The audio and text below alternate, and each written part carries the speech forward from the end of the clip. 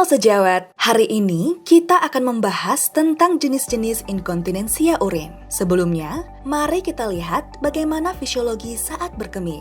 Saat urin memenuhi kandung kemih, sel payung yang terdapat pada kandung kemih akan meregang saat terisi. Pengisian ini dibantu oleh relaksasi pada lapisan otot pada dinding kandung kemih, yaitu otot detrusor. Pada saat yang bersamaan, kandung kemih terisi urin dan keluar melalui uretra.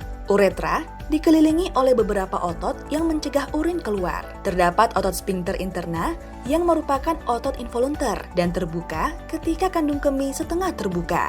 Terdapat otot sphincter eksterna yang merupakan otot voluntary. Itulah mengapa kita bisa menahan keluarnya urin dengan menegangkan otot. Ketika saraf di dinding kandung kemih merasakan sudah setengah penuh, maka akan mengirim impuls ke medula spinalis pada level S2 dan S3 yang merupakan pusat berkemih dan pons pada otak atau refleks berkemih. Hal ini menyebabkan stimulasi parasimpatik dan stimulasi simpatik yang menyebabkan kontraksi otot detrusor dan relaksasi otot sphincter interna dan menurunkan stimulasi pada sphincter eksterna untuk membuat menjadi rileks.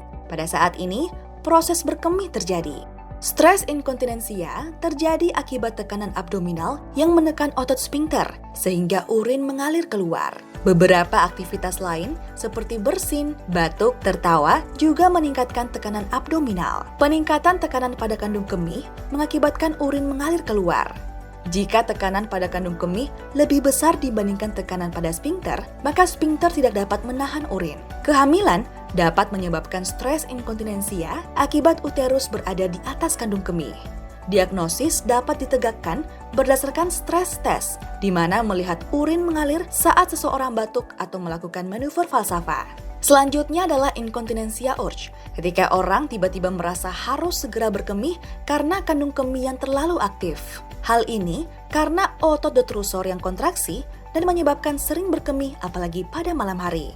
Sebagai tes, inkontinensia urge dapat dihubungkan dengan infeksi saluran kemih karena inflamasi pada kandung kemih dapat memicu otot detrusor berkontraksi secara irregular.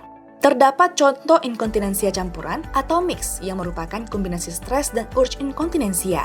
Inkontinensia overflow disebabkan karena pengosongan kandung kemih yang tidak sempurna. Hal ini dapat terjadi karena adanya obstruksi seperti BPH atau benign prostatic hyperplasia atau otot detrusor yang tidak dapat kontraksi secara efektif seperti pada neurogenic bladder.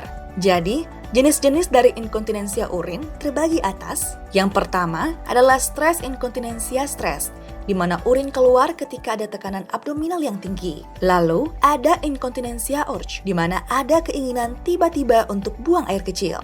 Lalu, ada mix inkontinensia, yang merupakan kombinasi dari stres dan urge inkontinensia.